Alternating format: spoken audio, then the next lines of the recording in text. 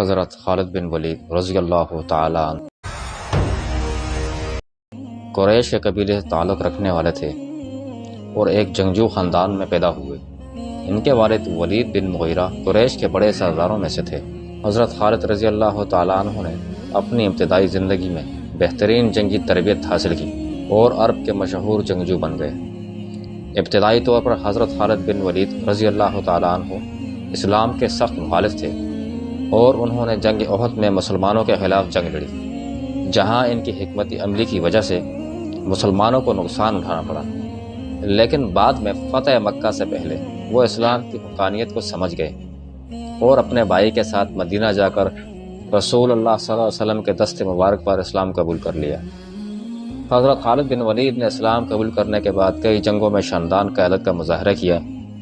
جنگ موتا میں جب اسلامی لشکر کے سپہ سالار زید بن حارث، جعفر طیار اور عبداللہ بن رواحہ شہید ہو گئے تو حضرت خالد بن ولید رضی اللہ تعالیٰ عنہ نے قیادت سنبھال لی اور اپنے ناقابل شکست جنگی حربوں سے اسلامی لشکر کو بچایا۔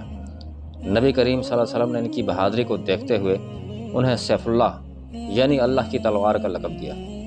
حضرت خالد بن ولید کی قیادت میں مسلمانوں نے بے شمار فتوحات حاصل کی، جن میں جنگ یرموک، جنگ قادسیہ، جنگ حیرہ اور فتح دمشق شامل ہیں۔ انہوں نے رومی اور فارسی افواج کے خلاف مثال کامیابیاں حاصل کی اور اسلامی سلطنت کو وسعت دی۔ حضرت خالد بن ولید رضی اللہ تعالیٰ عنہ اپنی زندگی کے آخری ایام حمص جو کہ موجودہ شام میں ہے گزارے۔ وہ ہمیشہ میدان جنگ میں شہید ہونے کی خواہش رکھتے تھے، لیکن قدرت کو کچھ اور ہی منظور تھا۔ وہ ایک عام بستر پر وفات پا گئے۔ حضرت خالد بن ولید رضی اللہ تعالیٰ عنہ کی زندگی بہادری، قیادت اور ایمان کا ایک شاندار نمونہ ہے۔ ان کی کہانی ہمیں سکھاتی ہے کہ سچی قیادت، مضبوط عزم اور جنگی حکمت عملی کسی بھی مشکل کو شکست دے سکتی ہے۔ وہ تاریخ کے ان چند جرنیلوں میں سے ایک ہیں جنہوں نے کبھی کوئی جنگ نہیں ہاری۔